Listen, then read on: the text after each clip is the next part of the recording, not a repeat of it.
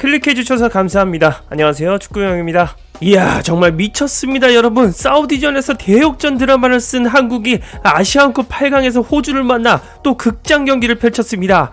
이번 경기는 특히 우리 손흥민이 왜 월드 클래스인지 잘 보여준 경기였는데요.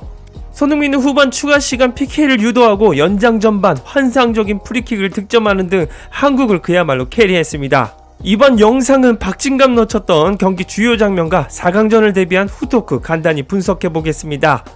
바로 만나러 가시죠. 구독 깜빡하신 형님 누님들 한번 눌러주고 가시죠. 클린스만 감독은 4-2-3-1 포메이션을 꺼냈습니다. 최전방은 사우디전 히어로 조규성을 출격시켰습니다. 2선에는 황희찬, 손흥민, 이강인의 화려한 라인업이 구성되었습니다. 황희찬의 선발 출격은 보기만 해도 든든했습니다. 3선은 황인범, 박용우가 출전했습니다. 포백은 서령우, 김영권, 김민재, 김태환이 시켰습니다. 골키퍼 장갑은 비현우가 꼈습니다. 호주의 아놀드 감독은 4-3-3 포메이션을 가지고 나왔는데요. 호주는 피지컬적인 장점을 바탕으로 세트피스에 굉장히 강하기 때문에 한국이 이에 대비할 필요가 있었습니다. 또한 지금까지 상대한 팀들보다 높은 퀄리티의 경기력을 구사하기에 빠른 시간 안에 적응하는 것도 핵심 포인트였죠. 호주가 이틀 더 쉬고 나오기 때문에 우리는 체력전에도 대비해야 했습니다. 경기 초반부터 눈에 띄었던 점은 양 팀이 중원에서 치열한 싸움을 벌였다는 점이었습니다. 4-2-3-1을 쓰면서 조금 더 유기적인 한국의 움직임은 긍정적이었는데요. 하지만 호주는 중원과 수비를 두텁게 하면서 한국의 빌드업을 사이드로 몰고 가는 의도적인 전술을 펼쳤습니다. 자신들이 제공권에는 자신이 있다는 의미였죠. 호주의 플레이는 경기 초반부터 거칠었습니다. 전반 15분에는 황인범이 호주 선수의 높은 발에 차이는 등 여기서 캡틴 손흥민 선수가 웃는 얼굴로 노련하게 상황을 정리하는 모습이 멋있었습니다. 전반 초반은 호주의 공격이 날카로웠습니다. 전반 17분 호주의 위협적인 중거리 슈팅이 나왔습니다. 박스 앞에서 왼발로 낮게 깔아차는 슈팅을 때렸지만 다행히도 골문 밖으로 나갔습니다. 그리고 1분 뒤에도 한국에게 완벽한 실점 찬스가 있었습니다. 박스 좌측면을 돌파하고 때린 호주의 슈팅을 조현우가 선방했습니다. 그런데 맞고 나온 볼이 호주 선수에게 갔는데 슈팅이 운 좋게도 빗맞았습니다. 한국이 중원 싸움에 밀리면서 호주에게 찬스가 자주 발생되는 모습이 안타까웠습니다. 하지만 우리에겐 세계 최고의 수비수 김민재가 있었습니다. 다른 선수들이 먹방을 한다면 김민재는 푸드파이터를 하듯이 호주의 공격을 완벽하게 끊어내는 수비를 보여줬습니다. 그런데 전반 중반이 지나가면서 확실히 지난 사우디전 연장전에 체력 고갈 여파가 드러나는 모습이 역력했습니다.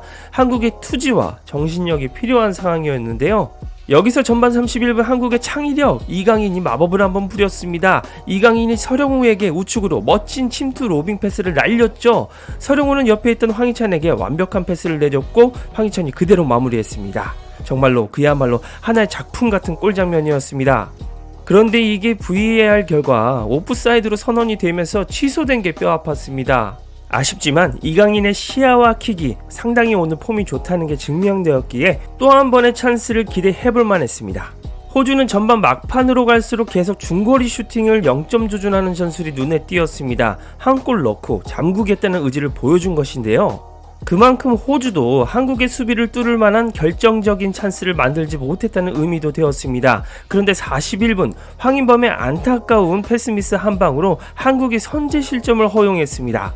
이 빌드업은 한국의 우측 박스 안에서 크로스까지 연결되었습니다. 그리고 완벽하게 마크맨이 없는 상태에서 구두윈이 다이렉트 발리 슈팅을 때리면서 선제골을 기록했죠. 전체적으로 수비 집중력이 아쉬웠던 장면입니다. 전반 종료 후 통계는 충격적이었습니다. 한국이 70%의 점유율을 가지고 있었음에도 슈팅이 빵개였습니다. 반면에 30%의 점유율만으로 호주는 6개의 슈팅과 유효 슈팅 2개 그리고 한 골을 득점했죠. 점유율의 효율성과 수비 집중력 모두 잡지 못한 전반이었습니다. 후반전은 호주가 내려앉아 잠글 것이 뻔했기 때문에 한국의 강력한 공격 전술로 중무장하고 나올 필요가 있었는데요. 48분 반대편에서 서령우가 넘긴 볼을 이강인이 결정적인 슈팅으로 이어갔습니다. 득점 가능성이 매우 높은 위치였지만 아쉽게도 골키퍼 정면에 막혔죠. 53분에는 호주의 거의 결정적인 추가골 찬스를 조현우가 2번 연속으로 세이브하는 영웅 같은 장면이 있었습니다. 호주의 헤더슛 한 방과 선방에는 볼을 재차 슈팅한 2차 슈팅까지 모두 비현우가 막아냈죠. 이게 들어갔다면 흐름상 쐐기골이었습니다. 역시 비현우. 이후 한국은 계속적으로 호주를 몰아붙였습니다. 하지만 이틀이나 더 쉬고 온 호주가 작정하고 수비만 하는 것을 뚫기가 그리 쉽지 않았는데요. 지난 사우디전에 이어 전전긍긍하는 클리스만의 모습은 또 카메라에 잡혔습니다. 그제서야 제공권이 힘들다는 판단 하에 조규성을 68분 교체하고 이재성을 투입했는데요. 황희찬이 원톱으로 가고 손흥민이 좌측 윙어로 돌리면서 이강인과 함께 극강의 3톱을 한번 믿어보기로 했습니다. 73분에도 우리 빅턴우 골키퍼의 선방이 빛났습니다. 호주의 롱스로인이 바로 강력한 헤드 슈팅으로 연결되었는데요. 이걸 조현우가 굳건히 양손으로 잡아채면서 실점 위기를 막아냈습니다. 77분에는 손흥민부터 이강인의 마법의 패스까지 이어지는 완벽한 찬스가 있었습니다. 이강인이 이재성을 향해 정말 창의적인 로빙 패스를 연결했죠. 그런데 이를 이재성이 우물쭈물하다가 첫 터치가 안 좋아서 놓쳐버렸습니다. 저 자리에서 손흥민이나 황희찬이 있었다면 이건 완전히 이강인이 떠먹여준 찬스인데요. 한국의 추가 득점이 필요한데 오히려 82분에는 호주가 추가골을 넣을 뻔했습니다. 완벽한 역습기에서 호주가 헤더 슈팅을 날렸는데 골문을 빗나갔는데요. 진짜 가슴이 철렁했습니다. 후반전 한국이 불같이 밀어붙이는 모습을 기대했는데 역시나 지난 사우디전 연장의 여파가 너무 컸습니다. 선수들의 체력이 급격히 떨어지면서 지쳐 보이는 모습이 역력했습니다. 반면에 호주의 아놀드 감독은 전반 70분 이후 5명의 선수를 교체하면서 압박과 밀집 수비에 더 집중했습니다. 90분이 되고 추가 시간은 7분이었습니다. 7분 안에 작정하고 수비하는 호주에게 한국이 한 골 득점해야 하는 상황이었는데요. 이런 상황에서 김민재가 볼을 안 주는 수비와 몸싸움을 하다가 경고 카드를 받았습니다. 김민재는 4강전에 출전할 수 없는 상황까지 되었죠. 진짜 호주도 축구 지저분하게 하네요. 짜증이 진짜 극도로 났습니다. 이런 팀의 위기의 순간에서 역시나 호주의 노란색 유니폼을 공략하는 양봉업자 캡틴 손흥민이 한 건 해냈습니다. 손흥민이 좌측 박스 안에서 날카로운 돌파로 호주에게 PK를 얻어냈습니다. 진짜 사우디전에 이어서 심장이 너무 쫄리는 한국 대표팀 경기입니다. 그리고 황희찬이 PK를 완벽하게 좌측 상단으로 꽂아 넣으면서 1대1 동점으로 만들었죠. 월드클래스 손흥민 정말 100인분의 역할을 해버렸습니다. 결국 경기는 연장으로 갔습니다. 연장전에도 주인공은 손흥민이었습니다. 이번 아시안컵 최고의 골장면이 나왔는데요. 103분 프리킥 찬스에서 손흥민이 키커로 나섰습니다. 그리고 손흥민은 완벽하게 좌측 골문으로 감아 때려 골망을 그대로 갈라버렸습니다. 하나의 예술작품 같은 킥이었습니다. 진짜 손흥민은 손흥민입니다, 여러분. 그런데 전반 추가 시간 악몽 같은 장면이 있었습니다. 황희찬이 호주의 더러운 반칙에 발을 제대로 채웠는데요. 호주의 오닐은 VAR 결과 레드카드를 받았습니다.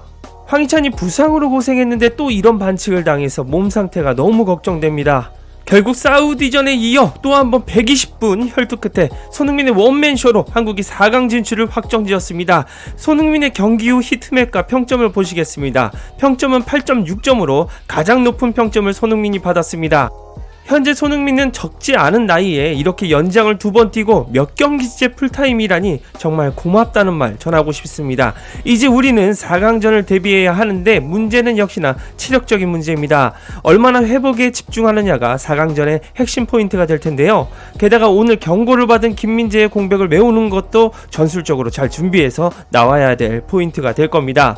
여러분들은 오늘 한국의 대역전 드라마 어떻게 보셨나요? 댓글로 많은 응원 메시지 선수들에게 남겨주시면 감사하겠습니다. 이상 축구용이었습니다. 구독과 좋아요, 알림 설정 눌러주시면 빠르고 정확한 소식과 분석으로 보답하겠습니다.